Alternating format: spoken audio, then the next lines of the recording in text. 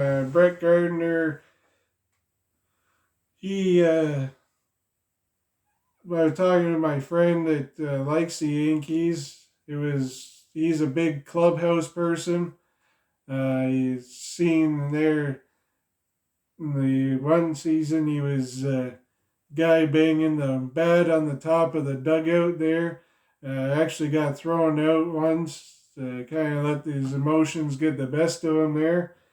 Um, but if he doesn't sign, being at 37, if he doesn't sign at the Yankees, I wouldn't be surprised if he doesn't maybe retire and move into an advisory or player development role with the young guys.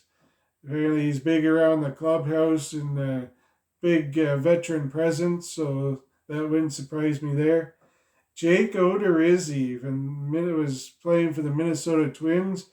This is a guy age 30 that I'd really like the Jays to look into and acquire. He definitely would fit well behind Ryu in the rotation at number two. We could have, like I even said with Paxton, if we get there, or even trade for Sonny Gray. Him and Nate Pearson would be great for 3-4 split there. But yeah, Jake Odorizzi would definitely be a good one, especially with the way he's played with the Twins. Taijuan Walker, it seems as though Taijuan Walker will be moving on from the Blue Jays. I can't see them signing him at this point. I think Odorizzi and James Paxton would be a great way to go. It's definitely the off season's not over yet, but I definitely would be surprised if Taijuan Walker returns to the Blue Jays. Mike Minor would play for the Athletics, is headed to the Royals. Corey Kluber, the pitcher best known for his days in Cleveland, went to the Texas Rangers. Now has decided to shave his face bare and head to the New York Yankees.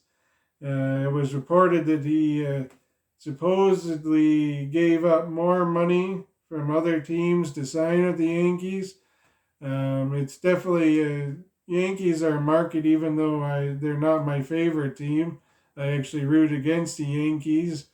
I've always said when it comes to sports that I root on the Blue Jays and whoever's playing the Yankees.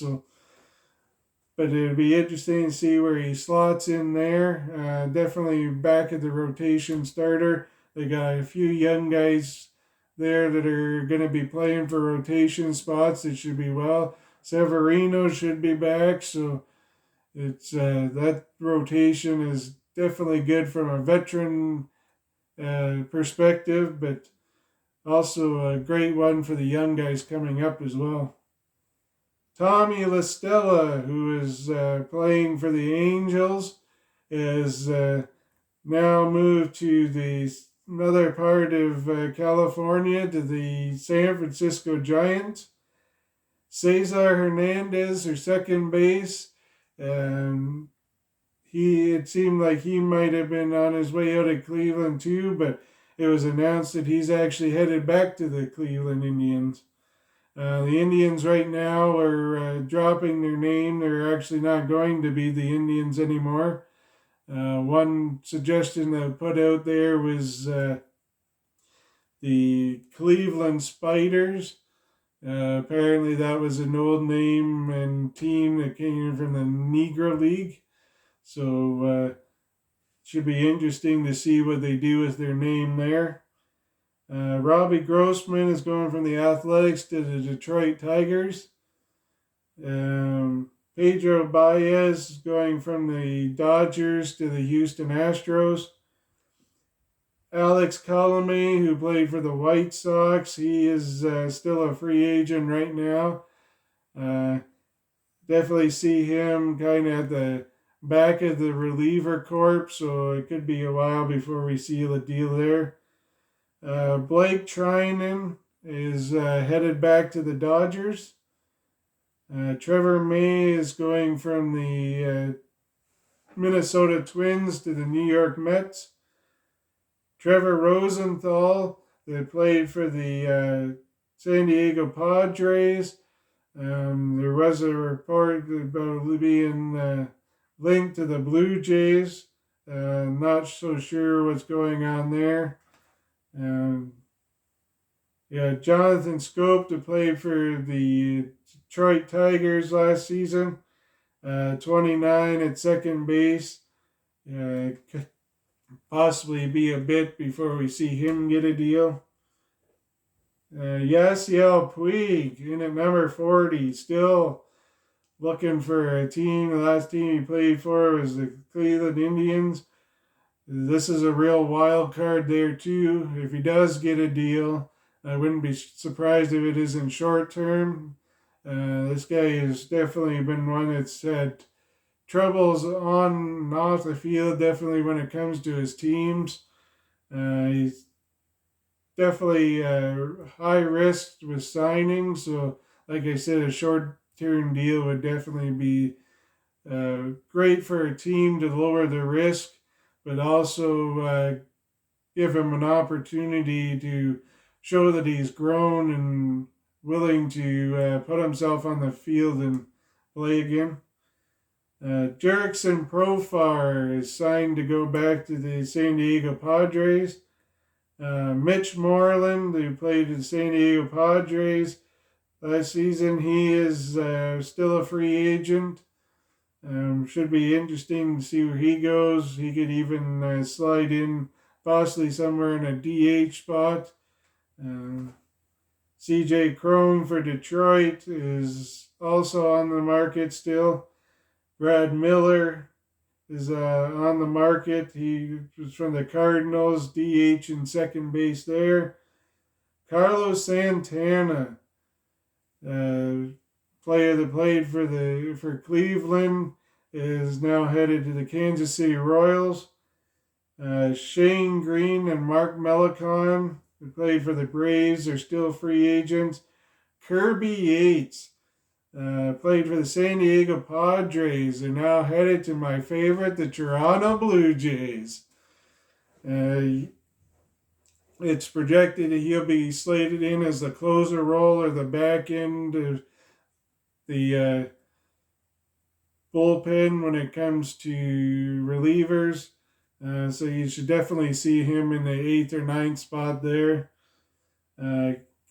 With that signing, it appears Ken Giles won't be returning. He's actually out right now anyways, injuries, so you probably won't see him anywhere this season or later into this season. Marwin Gonzalez for the Twins, he is yet to sign. Kiki Hernandez, who got time with the Dodgers playing there, 29, second baseman, is headed to the Boston Red Sox. Right now, with the way they're playing there for the Red Sox, I definitely see this as a depth move. Should there be an injury or something going on there, they got Bogarts and Devers there and Chavez, so it should be interesting to see there, but I definitely see that as being more of a depth move. Jose Quintana, played for the Cubs, is gone to the Angels. Trevor Cahill for the Giants is still unsigned. Drew Smiley, pitched for the Giants, is now going to the Braves. Shin-Soo Choo, the third baseman for the Texas Rangers, 38 in left field, he is still unsigned. There was talks there before Ryu signed in Toronto that Shin-Soo Choo said he definitely would like to play with Ryu. Definitely both being from the same country, so but I definitely can't see that being in Toronto, as our fielder spots are well filled there. I actually hope that they get rid of Derek Fisher, though I'm sure that's not going to be happening because I don't know where anybody would want him to go. So doubt that one will happen. Robbie Ray, who signed early in the season there to return to the Blue Jays. He's Mary Petite. For the Oakland Athletics, he is not signed. Neither is Tyler Clippard or Tony Watson. And Anthony Bass, who didn't do so bad as a pitcher for the Blue Jays, is actually signed to go to the Miami Marlins.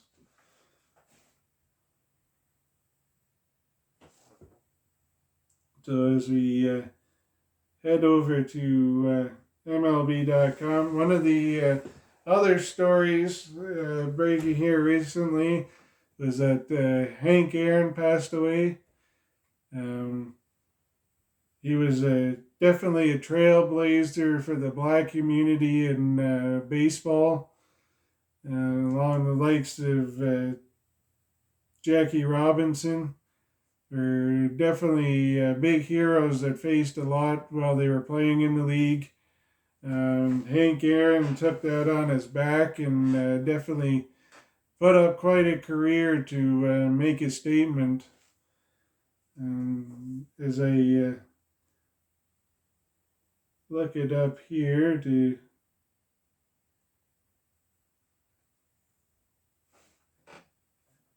find out for Hank Aaron. One of the all-time great home run hitters. Some would even say he should be tops, especially with Barry Bonds and the steroid debacle there, which leads me to talk about the Hall of Fame here shortly as well for this year. Hank Aaron, his stats there, the 12,364 at bats, an average of 305, which is absolutely amazing. 755 home runs, 2,297 RBIs, 240 stolen bases. So this guy was quite the powerhouse when it came to baseball, especially for the black community. He played with the Milwaukee Braves at the time, then played for Atlanta Braves. He was with Milwaukee from 54 to 65, and then with Atlanta from 66 to 74.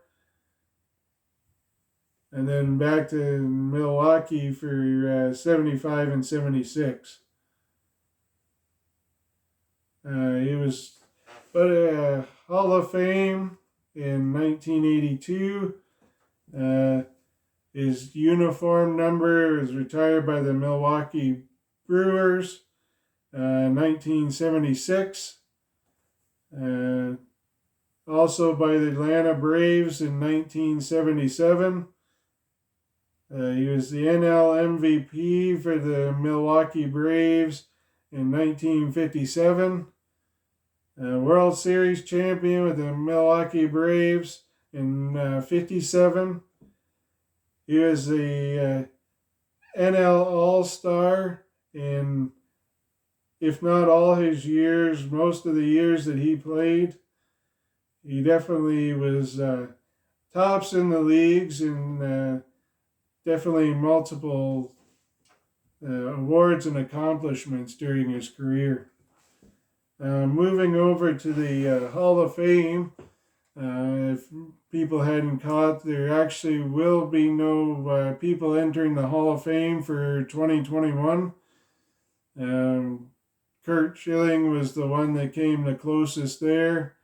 It was also reported that he might actually be pulling himself from the ballot next year. Apparently it was rumored that he went and put a letter into the league asking to be removed, and he will possibly try in the modern day era committee or the game day era committee later on have made up of past players and managers. So it'll be interesting to see what happens there. But yeah, it's interesting to see going into last year, Barry Bonds and Roger Clemens, whether they'll actually get enough votes in their last year. A lot of people don't think they should be in there. I, on the other hand, grew up enjoying watching Barry Bonds. It was always interesting to tune into those games to see how many balls he was going to hit out into the bay. Watch kayakers out there fight over to see who was going to get there first. Definitely added some intrigue to that game, and definitely always something to watch for. I do hope that he eventually gets in, whether that be with an asterisk beside his name or they make a wing for that era in baseball. Because with that or not, it definitely his accomplishments as a player definitely would have him in there. But I don't think that with the current committee and writers to vote that he'd get in there. I think it would have to be the game day committee afterwards. And there's a lot going on. They were talking about stuff that's going on outside the league, personally wise, and I understand that they represent baseball at all times. But really, when it comes down to the Hall of Fame, I truly myself believe that it should be their accomplishments on the field and stuff while they were playing. Then the question also comes up, if you're not going to put Barry Bonds, Pete Rose, and Roger Clemens in the Hall of Fame and Mark McGwire, then what do we say about the Houston Astros and their trash can cheating there, stealing signs? Like, if you consider cheating, then definitely none of them should be up for getting into the hall either. So it should be interesting to see what happens there later on.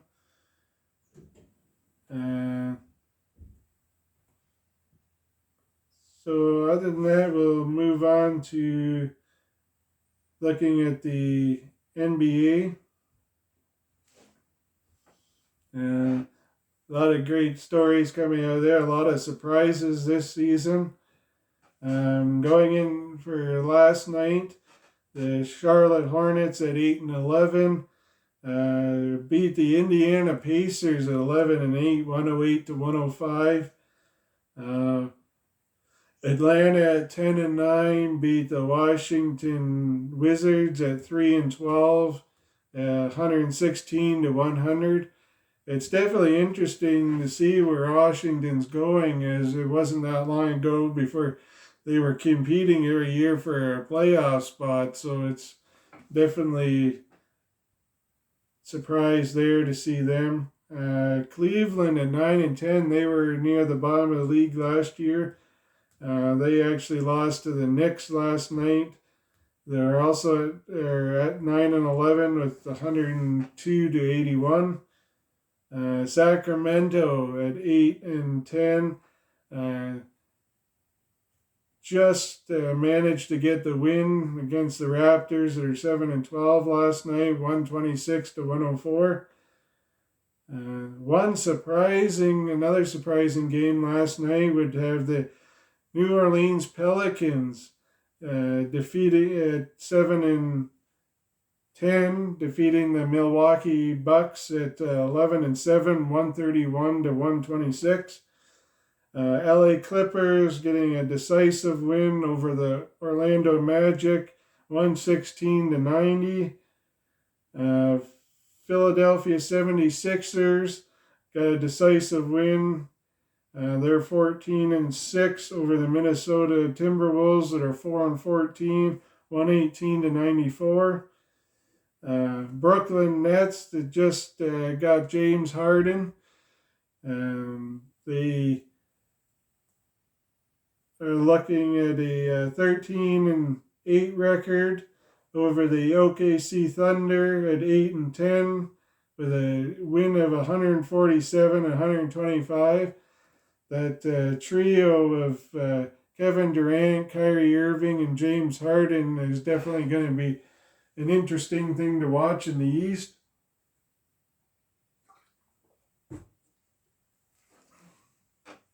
And it's great because they play the Raptors, so some of those games you'll be able to see here in Ontario.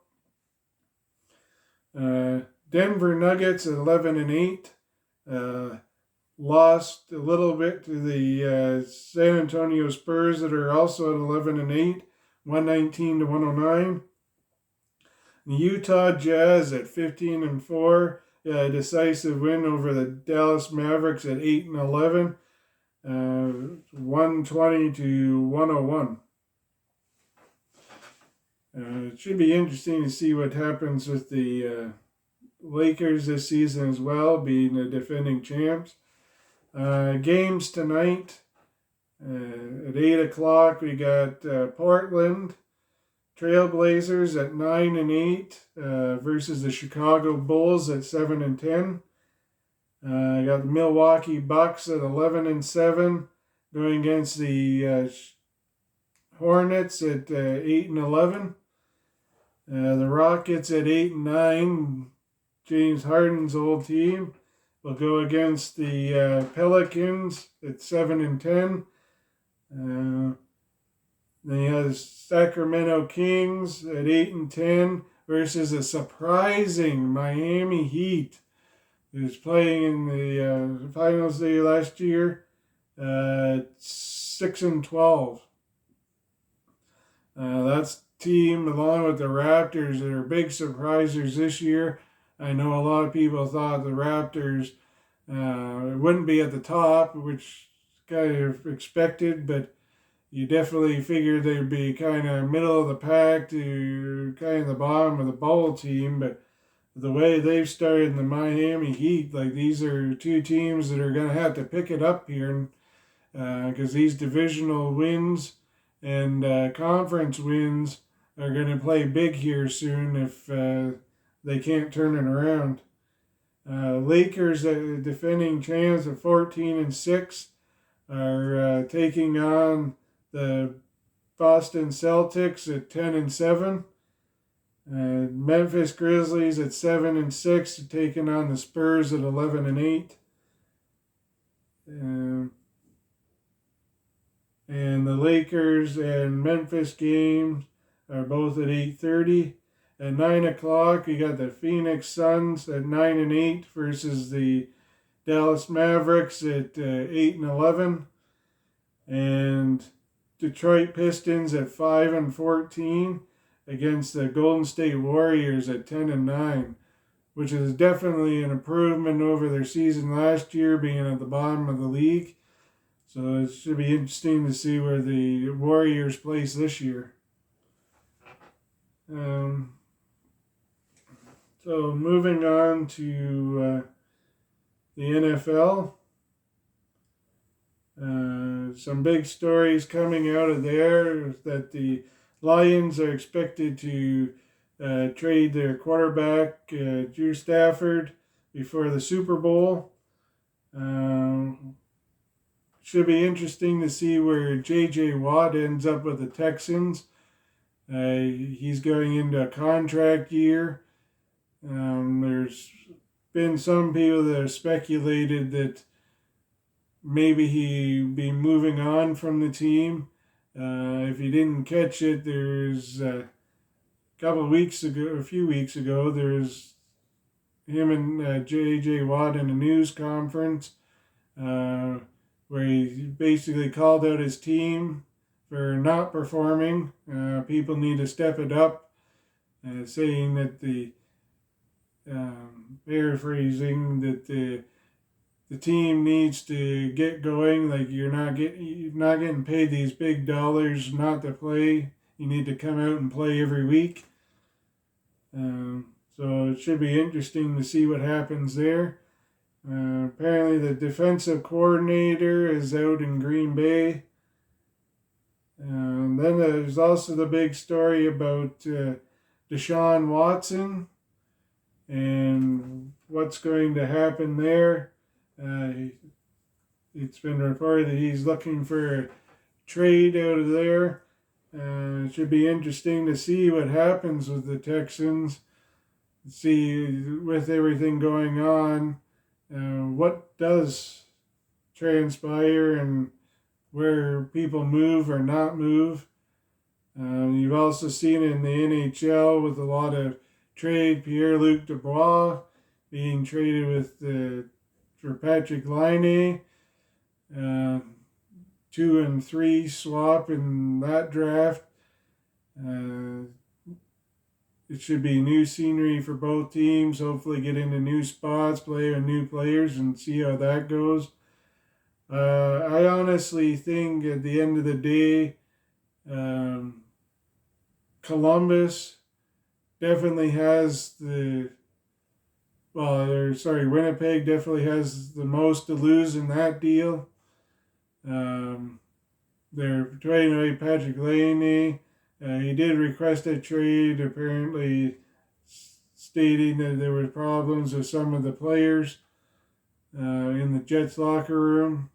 And none of that has really come to light what actually was happening there. So it should be interesting development. But giving up Patrick Laine and taking a risk on Pierre-Luc Dubois, I think is the biggest thing out of that trade. As in Columbus, Pierre-Luc Dubois really wasn't wanting to play.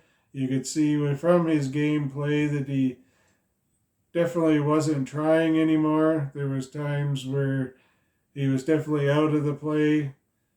A few days ago there where he was in a scrimmage at the boards and just kind of let the puck go the other way. So I think it's only up for Columbus because the player wasn't playing anyways. So if this doesn't work out, then I think there's more of an upside there than a downside. So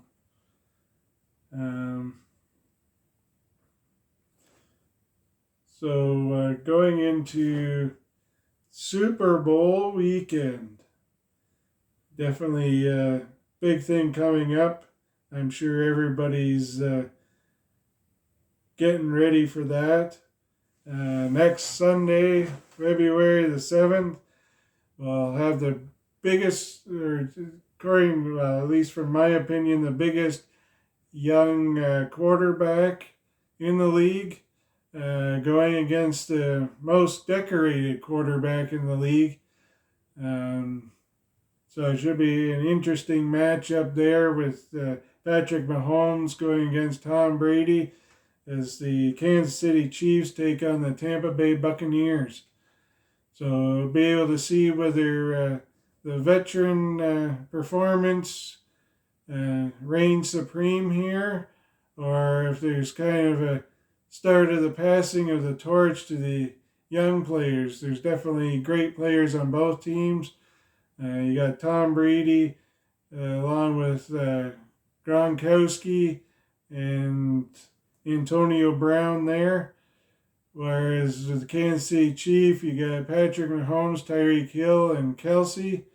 So it definitely should be an interesting matchup, and see who comes to play harder than the next guy. Let the best guy win.